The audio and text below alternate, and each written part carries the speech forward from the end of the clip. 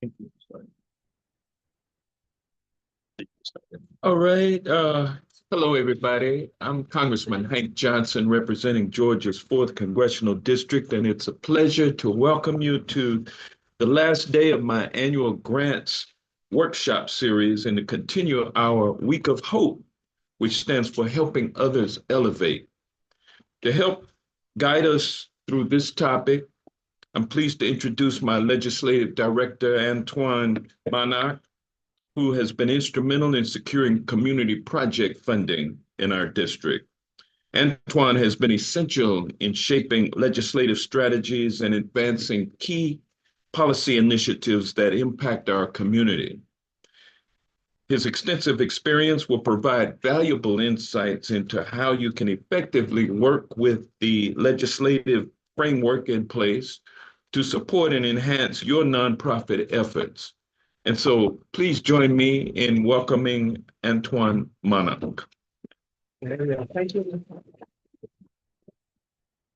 All right, thank you, Congressman, and thank you again for hosting this very important, necessary workshop for the last few years. Before we begin today's session, I want to take a moment to recognize the incredible value that has been shared the first 3 days of these workshops. Each presenter brought a lot of valuable insight, expertise, and passion that has deepened our understanding of exactly what goes into this work collectively. And I'd like to also express my sincere gratitude to my colleagues, the congressmen and staff, for the hard work they put in behind the scenes and made this thing run almost seamlessly. Their dedication made this workshop not only possible but impactful. So as we begin, before we get into the details, I want to remind everyone why this appropriations process is so important. Congress holds the power of the purse, meaning that without passing funding bills, nothing in the federal government can run. That's everything from national security to social security. Every year, we're on the clock. And if we don't finish on time, the lights go out. And that's what we call a government shutdown. So let's break down how this annual process works and why it's one of the most important responsibilities Congress has. So starting with the Constitution, Article 1, Section 9, Clause 7 says that Congress must pass laws to spend money and must share regular reports on how it's spent. The one function Congress must do each year is to keep government functioning, make sure the money is continuing to flow, and if we do not, we risk a lapse, what we all know as a government shutdown. Each fiscal year runs from October 1st to September 30th. Right now, we're in fiscal year 25. However, we're operating under fiscal year 24 funding levels. That's due in part to last year. In order for the fiscal year to be funded, we have to pass a year-long bill or a fiscal year bill. We failed to do it last year, so we passed a year-long CR, which basically means we're continuing funding levels from the previous year. Currently, we're in the process of working on fiscal year 26 appropriations. Knock on wood, we finally get something across the line this year. Each year, a new appropriations bill or CR must be passed by both chambers and signed into law by the president and cover all 12 appropriation subcommittees to set new spending levels to avoid a government shutdown. All right, so when it comes to appropriations, timing is everything. There's a very specific sequence that drives when budgets are proposed, when funding requests are made, and when its deadlines hit. Missing these deadlines and these dates can mean missed opportunities for funding, not just for federal programs, but for projects in our communities. So let's walk through the key points in this timeline. So starting at the top, the president's budget usually comes out early February. However, this year, the president's budget came out in June. That's pretty normal for a president during his first year in office, due to the fact he has to set up the agencies, get the agencies running. So the president's budget indicates to the American people, their Congress and the congressional representative, their budget priorities and goals for the upcoming year.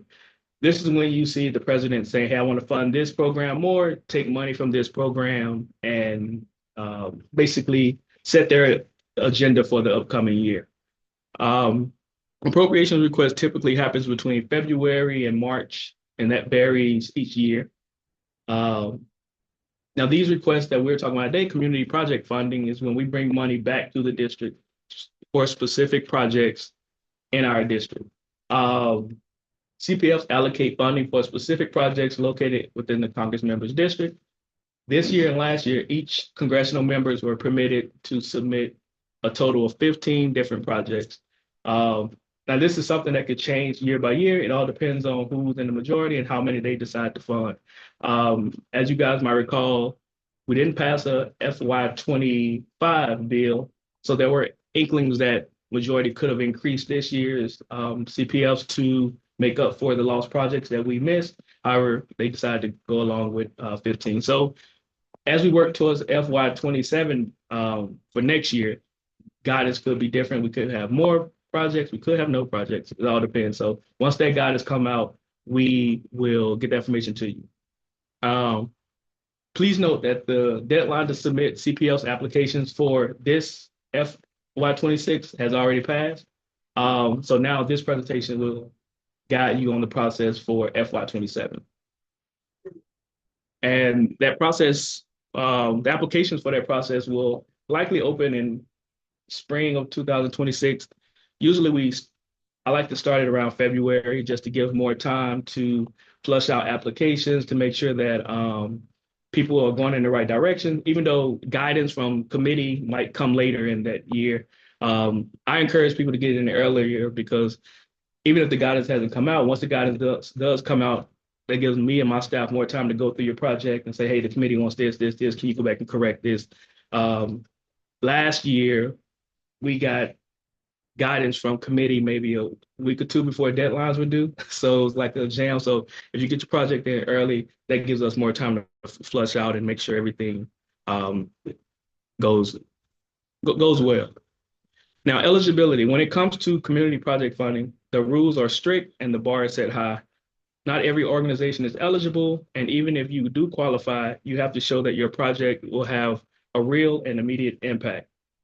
Think of this as your chance to prove that your ideas is both needed and ready to go. So who's eligible? Due to guidance, according to guidance from the past few years, states or local government entities are eligible. Certain eligible nonprofits must provide evidence of their nonprofit organization status, and all for-profit recipients are prohibited. Now, under certain subcommittees, nonprofits aren't allowed to submit. However, we do encourage those nonprofits, if you do have a project that's a really good project and it might not be eligible under that subcommittee, try to work with your local city, county, and partner with them early on so they know exactly what you're planning to do so that you guys can collaborate and they can submit the project on your behalf as a buffer so that good project can still be submitted and hopefully funded. You must fully utilize all funds within a year of the agency allocating the fund. Each project request must demonstrate that the funding secured must be used in that federal fiscal year. Multi-year funding requests are not allowed. So you can't submit a project that will stretch from FY27 to FY29. If you do have a project that's going to go that long, just try to make sure you break it up in sections to submit the first part in FY27, next part FY28, next part FY29, just to make sure that the committee doesn't deny it just because it's a multi-year project. Mm-hmm. And with it being a multi-year project, do you have to show that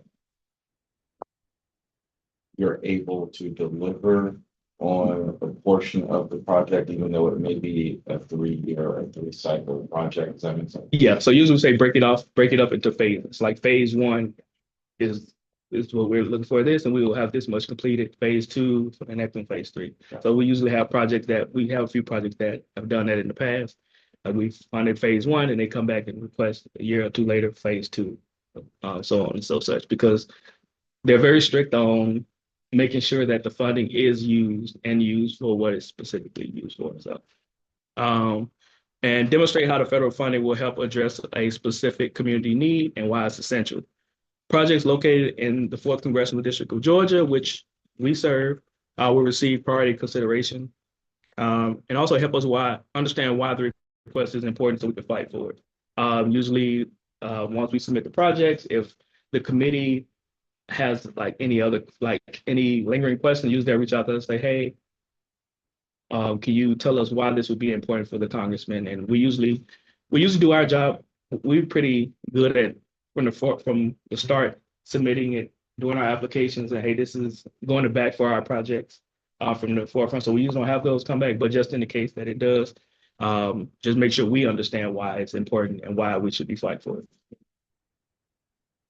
Okay. Additional guidance for submitting a request. These are the subcommittees that for the past few years have accepted community project funding. Like I said, it's 12 in total. Only for the last few years, only 7 has accepted CPFs. Transportation, Housing, and Urban Development, Interior, Environment, and related agencies, Military Construction, Veteran Affairs. So just going through the pitfalls of projects that have been submitted, finishing off on the projects that aren't located outside of the Georgia's 4th Congressional District. Projects that doesn't meet the cost share requirements. Review their guidance because they are very strict on making sure that you have that cost sharing requirement up front. And you must prove that you do have it. Typically, it's an 80-20 or 75-25 cost sharing federal to non-federal split. So, like I said, when you go through the guidance, make sure that your project, see which one your project falls under and make sure that you guys have that funding ready to present to the committee. Although the project is ineligible, falls under the not an appropriate subcommittee. Like I said, Labor HHS is out as of the last 3 years. So if you have a Labor HHS project and it's not something that they're accepting, we can't push it through, and hopefully that they'll accept it on another subcommittee. Also, projects demonstrate insignificant community support or community need. One thing I always tell people, one of the first things you should do when getting a project together is making sure that it's something that your community supports, whether it's finding a local official who supports the project. You can find news articles, community organizations who have been pushing for this, get them to do a letter of support from their elected officials. This helps us demonstrate to the committee that this is not just something that we want for our district, it's something that the community wants as well, and basically helps your project have a better chance at getting approved on the back end once it leaves our office. Project request funding amounts is unreasonably high, and application doesn't provide an itemized budget breakdown. The reason I gave you guys that list of projects that were submitted in the past, because usually it gives you a framework of what committees are accepting. So some people might submit a $54 million project, and that subcommittee, the highest thing they approved last year might have been $2 or $3 million.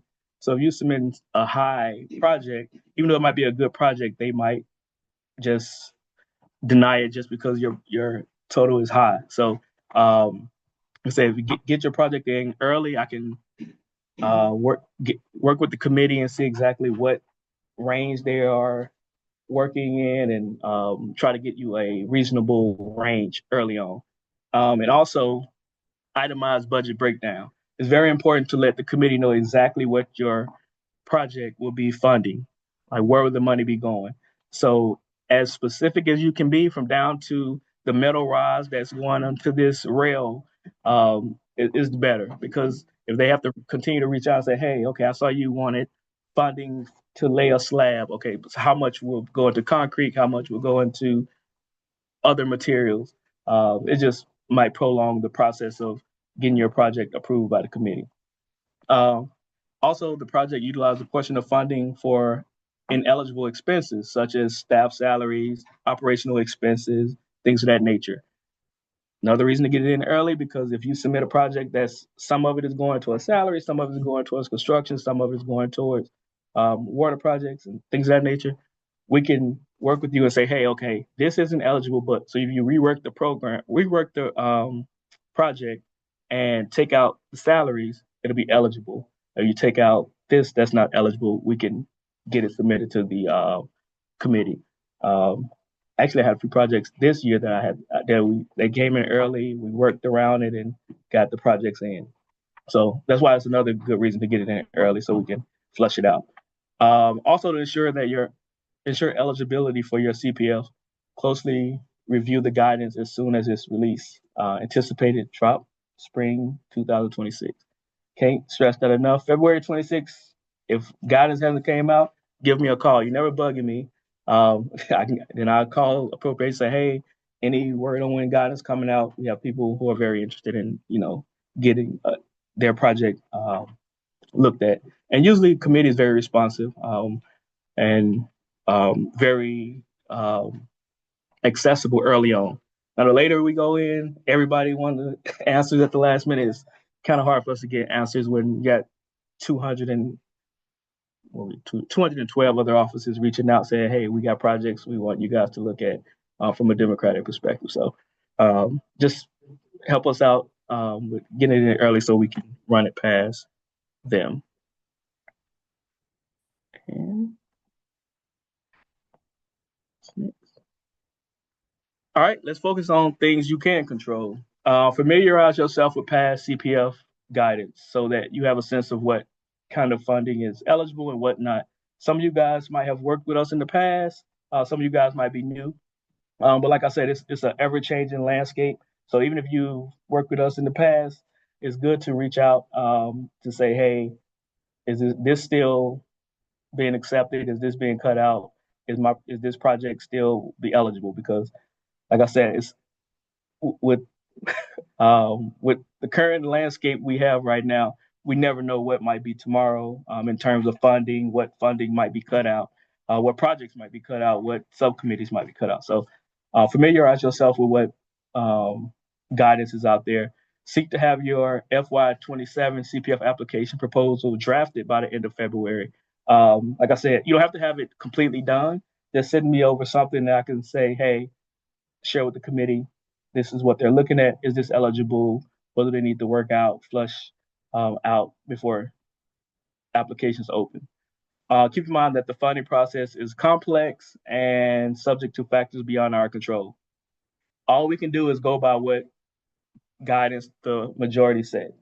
We can't change the rules. We can't reach out to them and petition them to do other things. Trust me, we aren't as happy with them not accepting certain things, such as labor HHS. But it's nothing we can change. We have to go with what guidance is there and know how to work around it. So, like I said, the earlier you get with us, the earlier we can work with you guys to try and get your project in. Make sure your organization has contingency in place in case Congress does not pass a funding bill. As we saw last year, all the CPFs that we got through the committee, we ultimately didn't pass a funding bill. So with a year-long CR, there's a next to nothing chance of funding CPLs getting implemented. They can, but that would put more work on the majority to have to go in and flush in different projects. They don't, without the additional funding that they haven't even put in for the last fiscal year. So be sure to include in your application your organization's full legal name and address, a responsive point of contact for the organization. That's so important because if we reach out to you, committee say, hey, we need this updated. Can you reach out? And we don't hear from you for another week. And then you get past it get approved and get to the committee and they have to deal with it. Sometimes they like, well, they're not responsive. We haven't heard from them. So we're not even going to move forward with this project. And so yeah, make sure you have someone who's very responsive and as much information as you can to build a case for your project, the better. I know a lot of people say, oh, this is enough. But if you have a little more information that comes in, say, hey, this is some supplemental information that we receive. If you can submit it for us, please send it over to us because the more information we have, the better. That's more fuel that we can have in our back pocket to advocate for your project. Now, if your office has questions about your applications, we'll follow up directly to ensure that we get everything we need. If our office has questions, sorry. Please be responsive and ready to provide additional information. That's very important because whatever deadline the majority set, we have to abide by. There's no going back and amending it. Once that deadline passes and we don't have all the information, then we can't submit that project.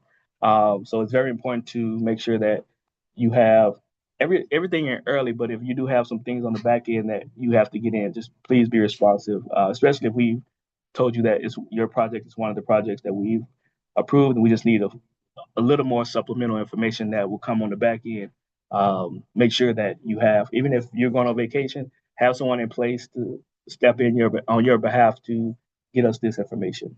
That's very important. Now, let's say your community project funding was selected. What's next? So step one, the 12 House Appropriations Subcommittee will review all member requests and develop their bills and begin holding subcommittee markups. So this should happen roughly between April and May, but now it's been stretching into June or July due to just a lot of backlog, I should say, from the House majority. So this is the process of once your request leaves us, it goes on to those committees and they will formulate their final bill.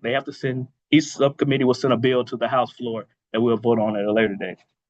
So after it leaves that, the House Appropriations Committee hold a committee markup to amend the spending bills. This usually happens between May or June or sometimes July and August, depending on if it's not fully completed. The House of Representatives consider each appropriations bill with the goal of completing all 12 before the August recess. This year, we've passed 2 out of 12. So we got a lot of work to do when we get back next month. Previous Appropriations Committee has used minibus packages to get bills through an expedited process. Doesn't look like the majority wants to do that. Minibuses are basically when they will combine maybe 3 bills into one, 4 bills into one, 3, just to get it across instead of one big omnibus, which is all 12 bills together. They are struggling to get certain bills passed. In the past, we've seen minibuses that they would get together just to get those across the finish line, but there's no indication that they have any intention to do that this year. So, okay, step 4. So after the Senate has its own process. So while we're doing all this on the House side, the Senate is basically doing the same thing on their side with requests that comes into them. So we always encourage people to also reach out to Senators Ossoff and Warnock for details on their Senate funding timeline. This year, the Senate has been on it. I think they've passed a good number of their appropriations bills already, but this is just another opportunity to submit projects on the Senate side as well. If you are submitting a project to us and a senator, we always ask you guys to let us know if it's been submitted for both, because when we submit it to Appropriations Committee, they'll ask us, has it been submitted to other House members or other Senate members, due to them wanting to give as many projects opportunities to be funded as possible. Because if you're getting your project funded through 2 different offices, you're only going to end up getting that one project funded ultimately, which other projects could be missing out on money as well. So we always ask, have you submitted to other offices as well? And if you have, that's no problem. If you have, it's just good to let us know so that we can work with the other offices to see what projects are you approving. We're looking to approve this one. Try to, make sure we get as many projects across the finish line as possible.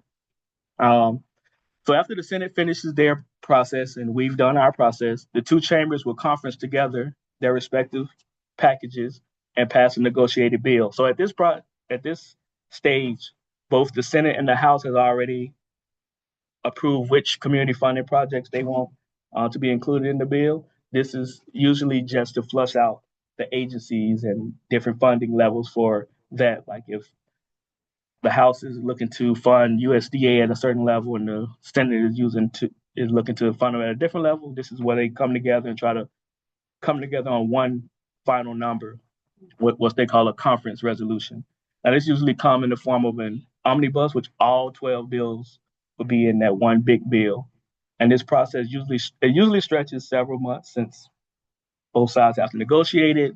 The Senate might have a whole different view on what they want to fund than the House, which we've seen pretty much lately. The Senate Majority Leader might have one vision, the House Majority Leader might have Speaker of the House might have another one. So CRs passed to keep government operating at previous fiscal levels to avoid a shutdown. So this fiscal year ends September 30th. So we have until September 30th to pass a full-year funding bill. And I told you the House has only passed 2 of the 12 appropriations so far. So right now, it's looking like we could be going toward the CR. All the CR does is gives us more time to get an actual year-long CR passed. So usually they'll do a short-term CR, which would sometimes stretch 30 to 60 days. So instead of being September 30th, we'll have until November, and I think last year was December. It just gives us more time to flush out getting a full year bill passed, and that for CPF, that's the ideal scenario because that's the most uh, likely way that the projects will actually get funded. So after it passes Congress and both sides are happy and everybody's giving high fives and everything, the president must sign a full year appropriations bill or a temporary CR into law before September 30th to avoid a government shutdown unless the CR has been passed. Republicans in the House Freedom Caucus seeks further spending cuts below the levels that were agreed to in negotiations in the past. So we don't know exactly how that caucus or other factions within Congress might factor into this process so far. So we'll continue to monitor that. Like I said, currently only 10 of the 12 have not passed the House. And without a full year funding bill, as we saw last year, CPFs are usually not enacted into law. Hoping for the best, but just want everybody to be aware that that's the way the process works here in Congress. So other helpful resources: the House Appropriations Committee CPF guidance and overview for FY26. Now, this is not the overall. This is the ones that will give you specific guidance for each subcommittee. And at the bottom, I put the FY24 community project funding tables, since those are the last CPFs that were actually funded into law. So you can basically go through and see what type of projects they approved in FY24. And if once we pass, knock on wood, once we pass FY26, I'll go through and I'll update this and send it over to you guys with the FY26 projects that were passed. And this is not just our district, this is all Congress. So once FY26 is approved, I'll send you guys links to those as well. And we're here to help. Congressman Johnson's office stands ready to protect federal funding and help your organizations continue to do the great work it does for the people of the 4th Congressional District.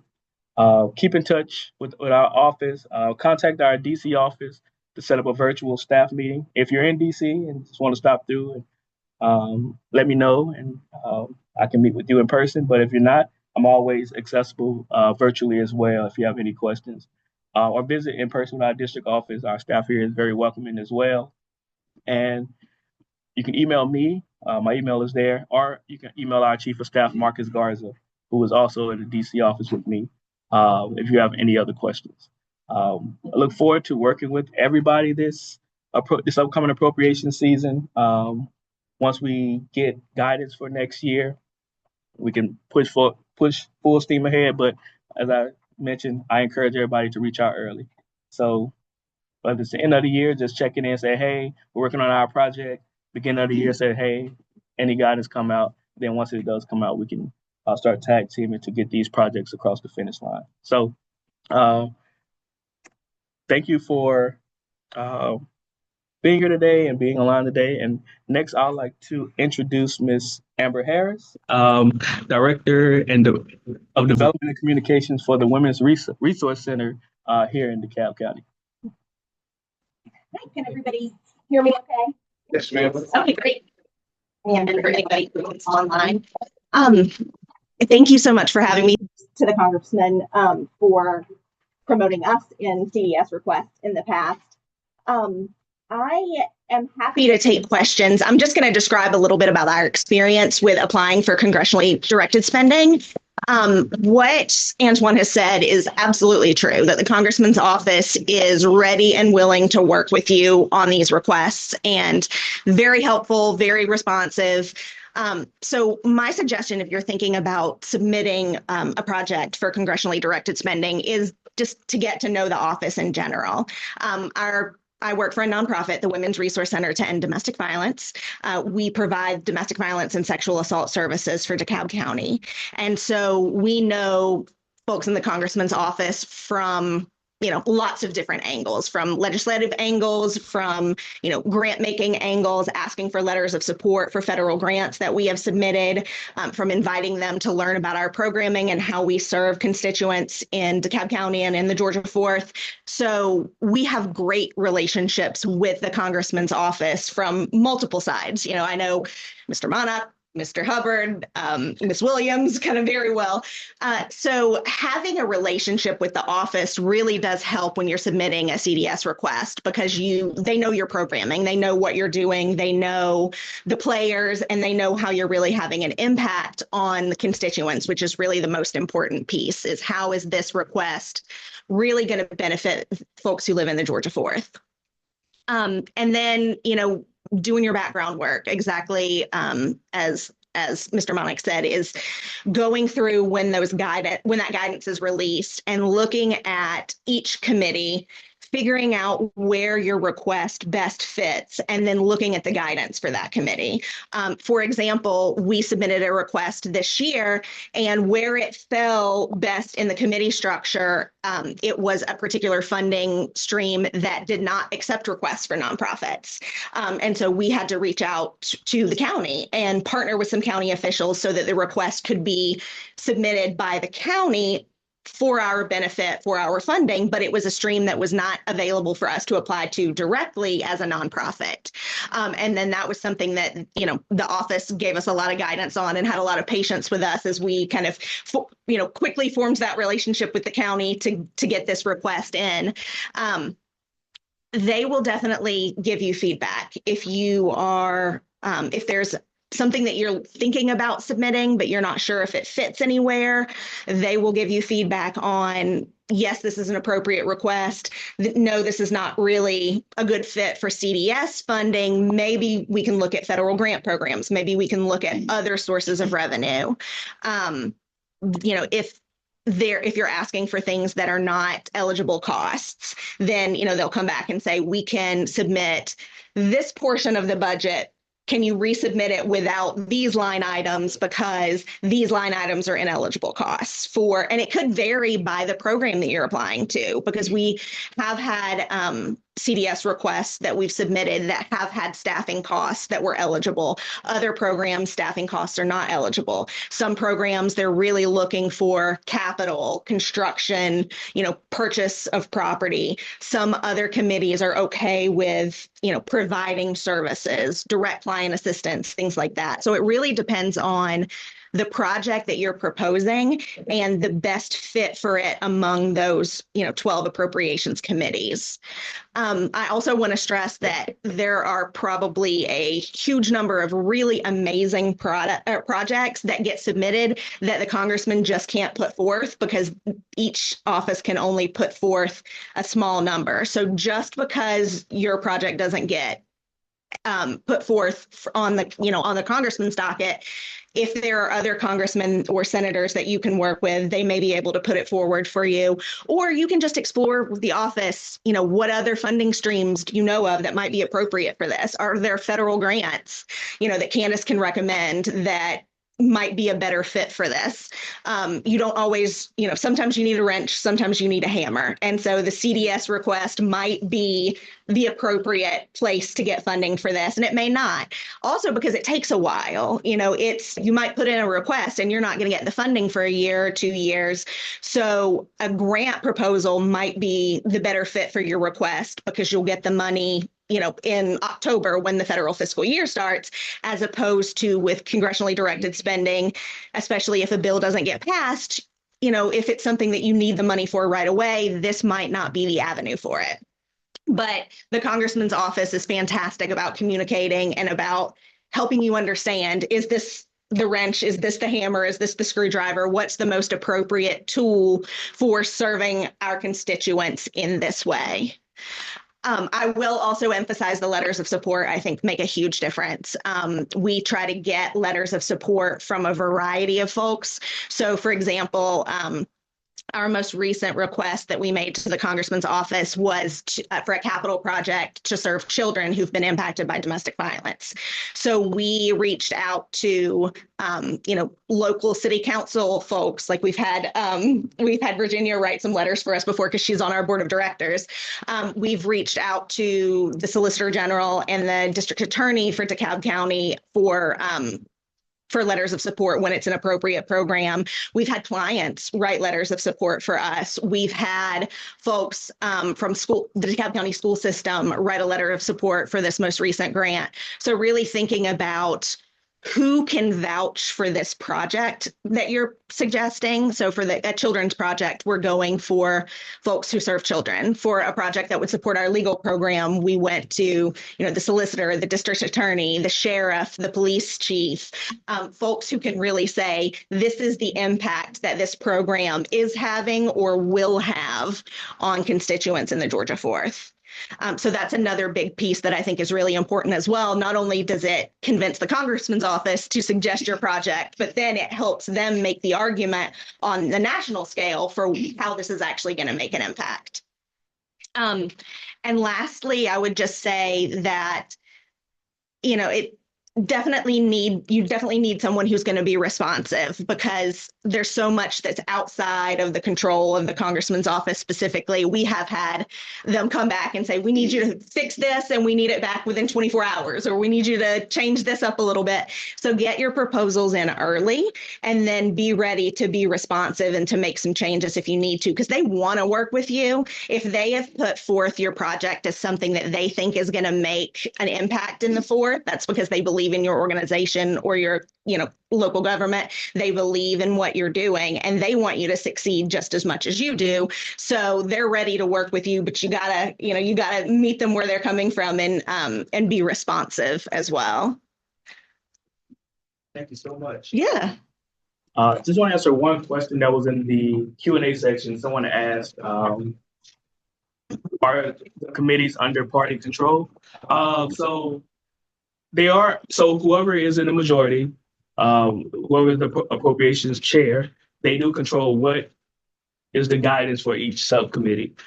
But that's as far as, when you say control, that's as far as that go. When it, in terms of projects and approving projects, it's been a very bipartisan process. Usually whatever the members send through as a project, as long as it's a good project, they will 9 times out of 10 approve it.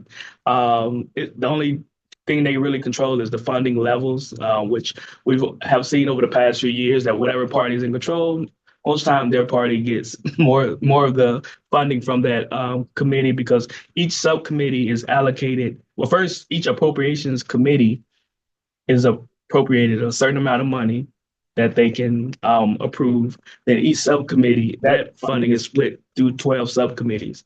And then, so they're working with that budget. So usually it's been a very good, fair process outside of the who's in controlling how much you get. But when it comes to like your eligibility of your projects, that's all depending upon guidance. And as long as your project is eligible and your members submits it, as long as it's fully eligible and you can continue to prove eligibility, you have a good chance at getting it passed. But